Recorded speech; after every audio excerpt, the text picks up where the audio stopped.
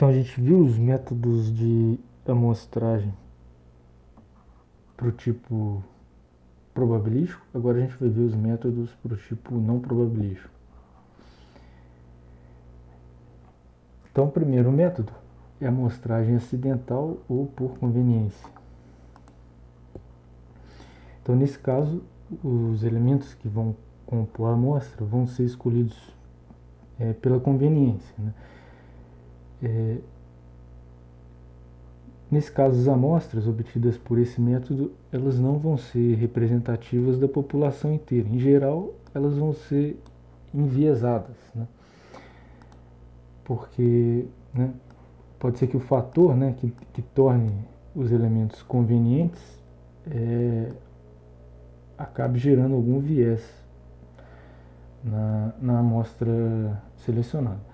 Então, nesse caso, é importante o senso crítico do pesquisador para tentar evitar esses viés, né?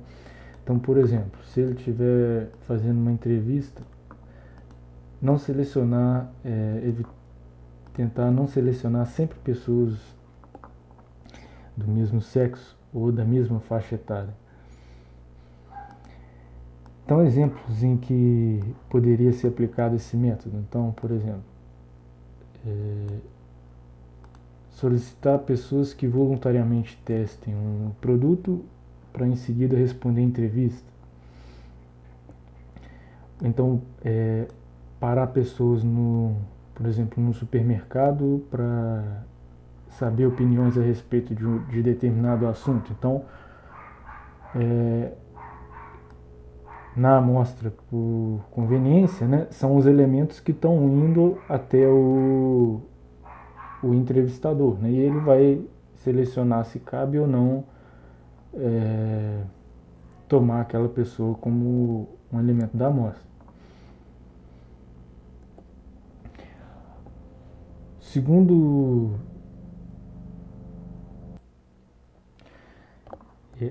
método não probabilístico é a amostragem intencional. Então, nesse caso, os elementos que vão compor a amostra eles vão ser intencionalmente selecionados pelo investigador. Ele que vai considerar se o elemento possui características típicas ou representativas ou não. Então, um exemplo é a escolha de localidades representativas, né, para fazer pesquisas eleitorais. Então, nesse caso, vai ser o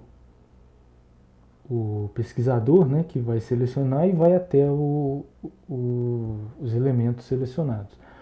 Outro exemplo é quando se quer avaliar a modificação, né, um produto ou um serviço e a gente quer identificar grupos especiais de clientes, né, que estariam dispostos a dar a sua opinião em relação à modificação. Um outro método seria a amostragem bola de neve, né?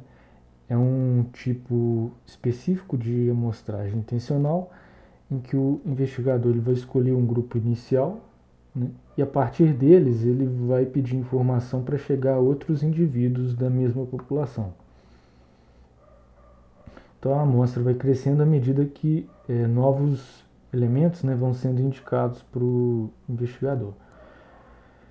Ela pode ser utilizada, né, quando se quer estudar populações pequenas e muito específicas, né? E claro, né, assim como no caso, como é um caso específico da intencional, aqui o efeito de viés ele pode ser ainda ampliado, né? Porque pode ser que as pessoas tendam a indicar novos elementos que tenham um comportamento, né, similar a dela. Também tem a amostragem por cota.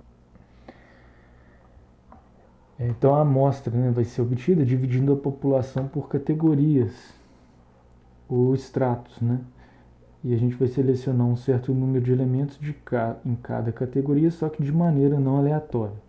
Então é semelhante ao caso do método probabilístico estratificado, né, da amostragem estratificada, Só que aqui a gente não vai empregar um sorteio para selecionar os elementos dentro de cada extrato.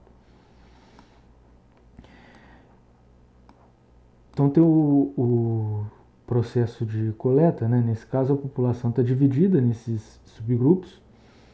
Na realidade é comum dividir em grande número para compensar essa falta de sorteio, né? Essa falta de aleatoriedade.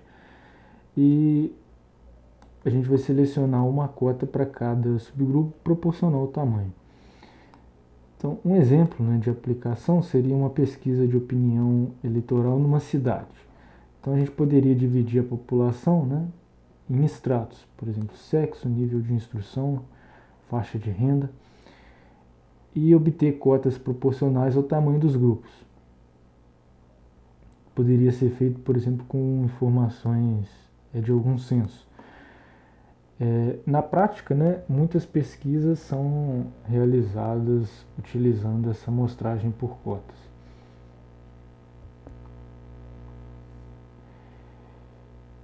Então, como a gente comentou, todos os métodos que a gente vai ver a partir de agora, de inferência, vão se basear naquele primeiro método de amostragem, que é o método da amostragem aleatória simples.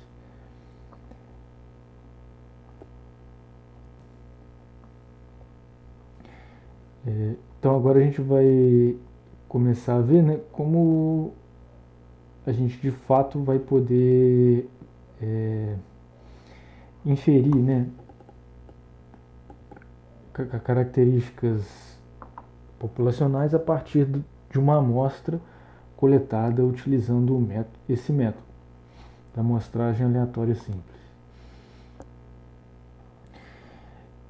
Então a gente já viu a relação entre parâmetros e estimadores, né? Os parâmetros são as medidas na população e os estimadores são as medidas na amostra. E o que a gente quer fazer de fato, né? É poder saber os valores dos parâmetros a partir dos estimadores que a gente calcular na amostra. Então, por que a gente vai se basear aqui no método da amostragem aleatória simples? Porque nesse caso a gente vai ter um modelo, né, matemático para distribuição de probabilidades das amostras possíveis. Então, imagina que na população a gente esteja interessado numa variável aleatória x, tem uma função de densidade, né, f, ou uma função de probabilidade, se for discreta. Então, cada elemento que for selecionado para a amostra, né, a gente pode ver qual o valor que essa variável vai assumir, né? E a gente pode entender que esse valor também vai ser uma variável aleatória com a mesma distribuição de probabilidade que a variável tem na população.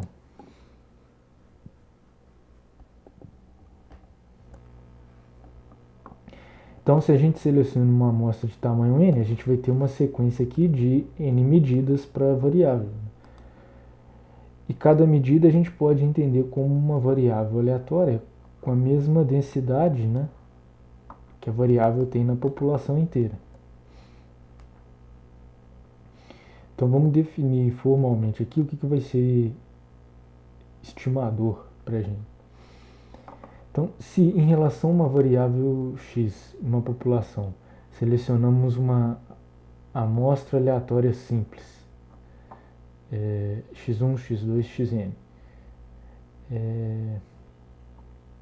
e a gente chamar aqui as variáveis, né, da densidade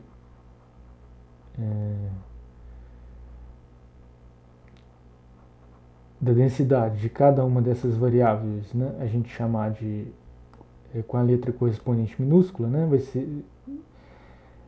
que a gente vai chamar de variáveis observáveis, né. Então, o estimador ou uma estatística da amostra vai ser uma função, né, dessas variáveis aqui que a gente vai observar na amostra. E também, como é uma função de variáveis aleatórias, né, ele também vai ter uma aleatoriedade. Então, ele também vai ser uma variável observável, né, que não vai depender de outro parâmetro, apenas do, dos valores que a variável assumir na amostra. Então, falando aqui de uma maneira mais direta, o estimador vai ser uma função definida nas variáveis que eu observar na amostra. A gente vai ver daqui a pouco alguns exemplos bem simples. A gente vai utilizar o estimador para justamente estimar o valor da variável na população. Então, geralmente, o estimador vai ser denotado colocando um acento circunflexo, né, acima da letra da variável. Então, alguns exemplos aqui.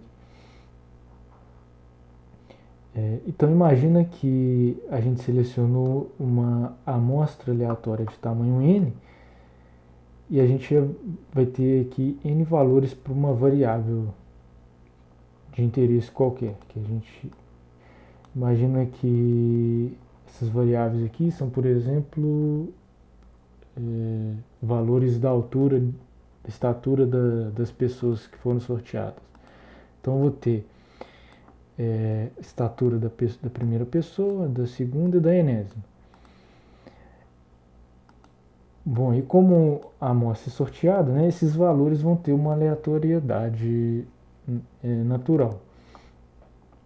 Então, o primeiro parâmetro que eu posso, o primeiro estimador que eu posso considerar é o estimador da média amostral, que é simplesmente eu pegar a média aqui desses valores. 1 sobre n aqui, somatório de xk. Ou seja, ele é uma função, o estimador é isso, é uma função desses n valores aqui. No caso da média, eu vou somar e dividir por n. Posso ter, por exemplo, a proporção amostral. Então, eu vou avaliar quais dos elementos aqui cumprem uma determinada característica, né? E vou dividir pelo total de elementos na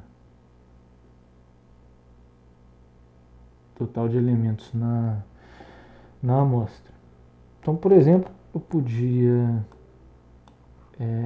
considerar aqui característica de pessoas com mais de 1,70 m. Então, eu vou avaliar, contar quantas dessas medidas aqui são maiores que 1,70 m, né? Vou dividir por n, seria a proporção, o estimador proporção amostral das pessoas que têm mais de 1,70 m. Também poderia pensar no estimador variância.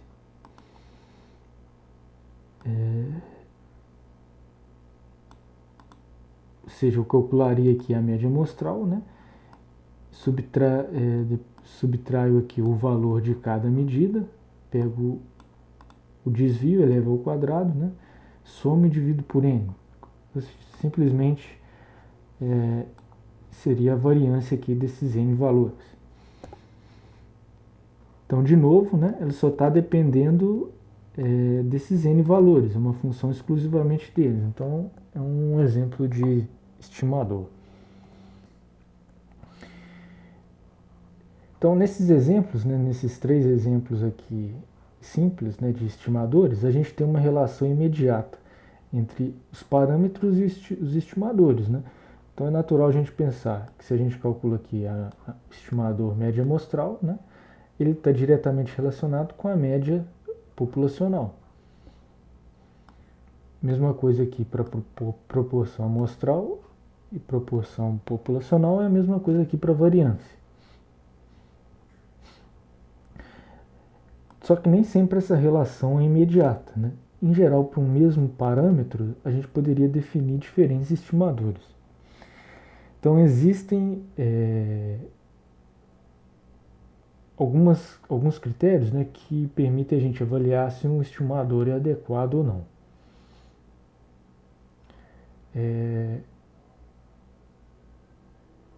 Em seguida, a gente vai ver quais são esses critérios.